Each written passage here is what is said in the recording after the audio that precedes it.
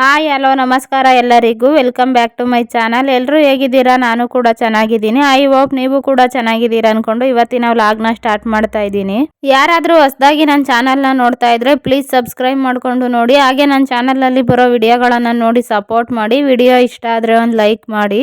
ಇದು ಶನಿವಾರದ ವ್ಲಾಗ್ ಆಗಿರ್ತದೆ. ಮಧ್ಯಾಹ್ನದಿಂದ ವ್ಲಾಗ್ನ ಸ್ಟಾರ್ಟ್ ಮಾಡ್ತಾ ಇದ್ದೀನಿ. ನೈವೇದ್ಯಕ್ಕೆ ಅಂತ ಒಂದು ಸ್ವಲ್ಪ ಹಾಲನ್ನು ಕಾಯಿಸಿಟ್ಟು ಸಾವಂತಿಗೆ ಹೂವು ಇದ್ದು ಅವನ್ನ ಇಟ್ಟು ಅಲಂಕಾರ ಮಾಡಿ ದೇವ್ರ ದೀಪ ಹಚ್ಚಿ ಪೂಜೆ ಮಾಡಿದೆ. ಇವಾಗ ಹುಡುಗರು ಸ್ಕೂಲಿಂದ ಬರೋ ಟೈಮು. ಬೆಳಗ್ಗೆ ತಿಂಡಿಗೆ ಪುಳಿಯೋಗರೆ ಮಾಡಿದ್ದೆ, ಅದನ್ನೇ ಲಂಚ್ ಬಾಕ್ಸಿಗೂ ಕೊಟ್ಟು ಕಳಿಸಿದ್ದೆ. ಇವಾಗ ಮಧ್ಯಾಹ್ನದ ಅಡುಗೆಗೆ ಒಂದು ಸ್ವಲ್ಪ ಕುಂಬಳಕಾಯಿ ಮತ್ತೆ ಅವರೆಕಾಯಿ ಇತ್ತು. ಇವೆರಡೂ ಹಾಕಿ ಒಂದು ರೈಸ್ ರೆಸಿಪಿ ಮಾಡ್ತಾ ಇದ್ದೀನಿ. ಈ ರೈಸ್ ರೆಸಿಪಿನ ನಿಮ್ಮ ಜೊತೆನೂ ಶೇರ್ ಮಾಡ್ತೀನಿ. ಇವತ್ತಿನ ರೆಸಿಪಿ ವ್ಲಾಗ್ನ ಸ್ಟಾರ್ಟ್ ಮಾಡೋಣ ಬನ್ನಿ. ಮೊದಲು ರುಬ್ಕೊಳಕ್ಕೆ ಏನೇನು ಬೇಕು ಅಂತ ತೋರಿಸ್ತಾ ಇದ್ದೀನಿ. ಒಂದು 2 ಗಡ್ಡೆವಷ್ಟು ಬೆಳ್ಳುಳ್ಳಿನೂ ಬಿಡಿಸಿ ಇಟ್ಕೊಂಡಿದ್ದೀನಿ. ಹಾಗೆ ಒಂದು ಈರುಳ್ಳಿ, ಖಾರಕ್ಕೆ ಎಷ್ಟು ಬೇಕೋ ಅಷ್ಟು ಹಸಿರು ಮೆಣಸಿನ್ಕಾಯಿ, ಒಂದು ಸ್ವಲ್ಪ ಪುದೀನ ಸೊಪ್ಪು, ಕೊತ್ತಂಬರಿ, ಸ್ವಲ್ಪ ಶುಂಠಿ, ಒಂದು ಸ್ವಲ್ಪ ಶುಂಠಿನೂ ಹಾಕಿದ್ದೀನಿ. ಶುಂಠಿ ಹಾಕಿರೋದು ವಿಡಿಯೋ ಕ್ಯಾಪ್ಚರ್ ಆಗಿಲ್ಲ. ಇದನ್ನೆಲ್ಲ ಹಾಕೊಂಡು ಒಂದು ಸ್ವಲ್ಪ ನೀರು ಹಾಕೊಂಡು ಇವಾಗ ಇದನ್ನ ನುಣ್ಣಗೆ ಪೇಸ್ಟ್ ಮಾಡ್ಕೊಬೇಕು.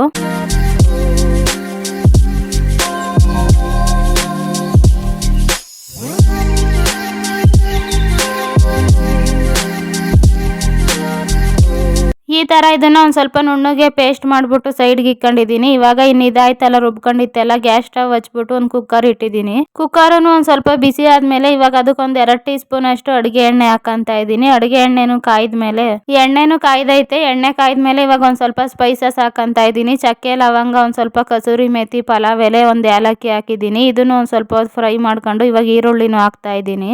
ಈರುಳ್ಳಿ ಹಾಕೊಂಡು ಈರುಳ್ಳಿನೂ ಒಂದು ಸ್ವಲ್ಪ ಕಲರ್ ಚೇಂಜ್ ಆಗೋವರೆಗೂ ಚೆನ್ನಾಗಿ ಫ್ರೈ ಮಾಡ್ಕೊಬೇಕು. ಈರುಳ್ಳಿನೂ ಚೆನ್ನಾಗಿ ಫ್ರೈ ಆದ್ಮೇಲೆ ಇವಾಗ 2 ಟೊಮೊಟೊನ ಸಣ್ಣಗೆ ಹಚ್ಚಿಟ್ಟಿದ್ದೆ. ಇವಾಗ 2 ಟೊಮೊಟೊನು ಹಾಕ್ತಾ ಇದ್ದೀನಿ. ಟೊಮೊಟೊನು ಒಂದು ಸ್ವಲ್ಪ ಮೆತ್ತಗಾಗೋವರೆಗೂ ಎಣ್ಣೆಲೇನೆ ಒಂದು ಸ್ವಲ್ಪ ಚೆನ್ನಾಗಿ ಫ್ರೈ ಮಾಡ್ಕೊಬೇಕು. ಇವಾಗ ಟೊಮೊಟೊನು ಬೆಂದೈತೆ. ರುಬ್ಬಿಕೊಂಡಿದ್ನೆಲ್ಲ ಮಸಾಲೆ ಅದನ್ನ ಹಾಕ್ತಾ ಇದ್ದೀನಿ.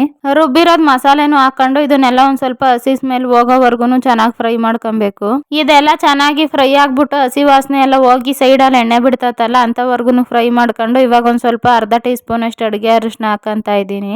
ಅಡುಗೆ ಅರಿಶಿನೂ ಹಾಕೊಂಡು ಇವಾಗ ಅದನ್ನೊಂದ್ಸರಿ ಮಿಕ್ಸ್ ಮಾಡ್ಕೊಂಡು ಇವಾಗ ಕುಂಬಳಕಾಯಿ ಹಚ್ಚಿದ್ನಲ್ಲ, ಕುಂಬಳಕಾಯಿನೂ ಈ ಥರ ಮೀಡಿಯಂ ಸೈಜಾಗಿ ಹಚ್ಕೊಂಡಿದ್ದೆ. ಕುಂಬಳಕಾಯಿನೂ ತೊಳೆದು ಇವಾಗ ಮಸಾಲೆ ಜೊತೆಗೆ ಹಾಕಂತ ಇದ್ದೀನಿ.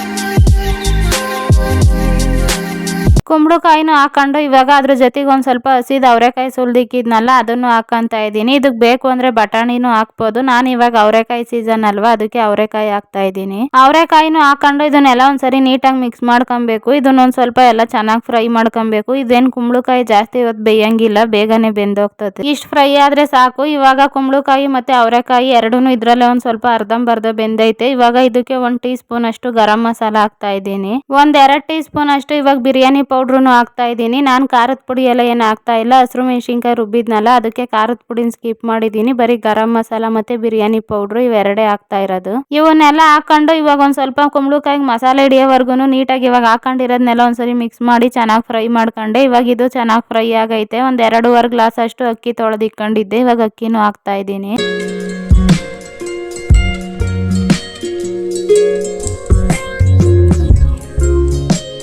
ಮಸಾಲೆನೂ ಎಲ್ಲ ಚೆನ್ನಾಗಿ ಫ್ರೈ ಆಗಿತ್ತು. ಇವಾಗ ಅದ್ರ ಜೊತೆಗೆ ಅಕ್ಕಿನೂ ಅಳತೆ ಮಾಡಿಬಿಟ್ಟು ಅಕ್ಕಿನೂ ತಗೊಂಡು ಅಕ್ಕಿನೂ ಹಾಕಿದ್ದೀನಿ. ನೀರು ಹಾಕ್ದಂಗೆನೆ ಒಂದ್ಸರಿ ನೀಟಾಗಿ ಮಿಕ್ಸ್ ಮಾಡ್ಕೊಬೇಕು ಅದನ್ನ. ಈ ಥರ ಒಂದು ಸ್ವಲ್ಪ ಅಕ್ಕಿನ ಮಸಾಲೆಲೇನೆ ಹುರ್ಕೊಳ್ಳೋದ್ರಿಂದ ರೈಸ್ ಟೇಸ್ಟು ಅಷ್ಟೇ ಚೆನ್ನಾಗಿ ಬರ್ತದೆ.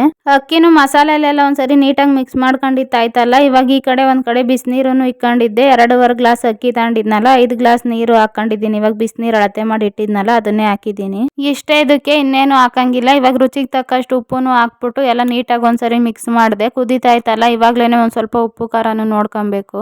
ಉಪ್ಪು ಮತ್ತು ಖಾರ ಯಾವುದಾದ್ರೂ ಕಮ್ಮಿ ಆಗಿದ್ರು ಈ ಟೈಮಲ್ಲಿ ಹಾಕ್ಕೊಂಡು ಇದ್ರ ಜೊತೆಗೇನೆ ಮಿಕ್ಸ್ ಮಾಡ್ಕೊಬೋದು. ನಾನೆಲ್ಲ ಕರೆಕ್ಟಾಗಿತ್ತು, ಅದಕ್ಕೆ ನಾನೇನು ಹಾಕ್ತಾ ಇಲ್ಲ. ಉಪ್ಪು ಮತ್ತು ಖಾರ ಎರಡೂ ಕರೆಕ್ಟಾಗಿ ಐತೆ. ನೀರು ಹಾಕಿದ ತಕ್ಷಣ ಕುಕ್ಕರ್ ಮುಚ್ಚಳ ಮುಚ್ಚೋದಕ್ಕಿಂತ ಈ ಥರ ಕುದಿಯೋವಾಗ ಎಲ್ಲ ಒಂದ್ಸರಿ ನೀಟಾಗಿ ಮಿಕ್ಸ್ ಮಾಡ್ಕೊಂಡು ಆಮೇಲೆ ಕುಕ್ಕರ್ ಮುಚ್ಚಳ ಹಾಕಿದಾಗ ಅನ್ನಕ್ಕೆಲ್ಲ ಮಸಾಲೆ ಚೆನ್ನಾಗಿ ಹಿಡಿತದೆ. ಕುಕ್ಕರ್ ಮುಚ್ಚಳನು ಮುಚ್ಚುತ್ತಾ ಇದ್ದೀನಿ ನಾನು. ಮುಚ್ಚಿಬಿಟ್ಟು ಇವಾಗ ವಿಸಿಲು ಹಾಕಿ 2 ವಿಸಿಲ್ ಇದು ಕೂಗ ಅಷ್ಟರಲ್ಲಿ ನಾನು ಇವಾಗ ಅಡುಗೆ ಮನೆ ಎಲ್ಲ ನೀಟಾಗಿ ಒರೆಸ್ಕೊಂಡು ಸ್ವಲ್ಪ ಪಾತ್ರೆ ಆಗಿದ್ದ ಅವನು ಎಲ್ಲ ತೊಳೆದು ಕ್ಲೀನ್ ಮಾಡ್ಕೊತಾ ಇದ್ದೆ. ಇವಾಗ 2 ವಿಸಿಲು ಕೂಗಿ ಪ್ರೆಷರ್ ಹೋಗಕ್ಕೆ ಬಿಟ್ಟಿದ್ದೀನಿ. ಇದೊಂದು ಸ್ವಲ್ಪ ಪ್ರೆಷರ್ ಎಲ್ಲ ಹೋಗೋ ಅಷ್ಟರಲ್ಲಿ ಬೆಳಗ್ಗೆ ಒಂದು ಸ್ವಲ್ಪ ಜೋಳ ಬೇಯಿಸಿದ್ದೆ. ಹುಡುಗರು ಬೇಗ ಸ್ಕೂಲ್ಗೆ ಹೋದ್ರಲ್ಲ, ಸೊ ಅವರು ತಿಂದಿರ್ಲಿಲ್ಲ.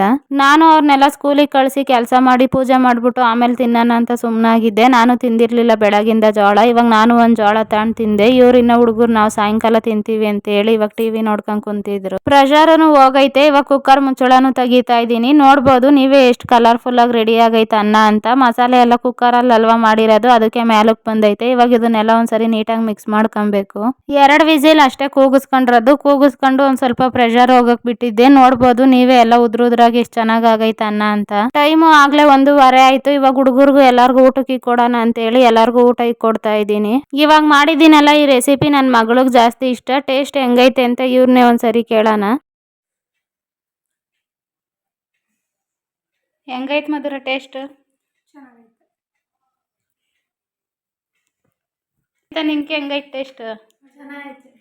ರಾಘು ನಿಂಗೆ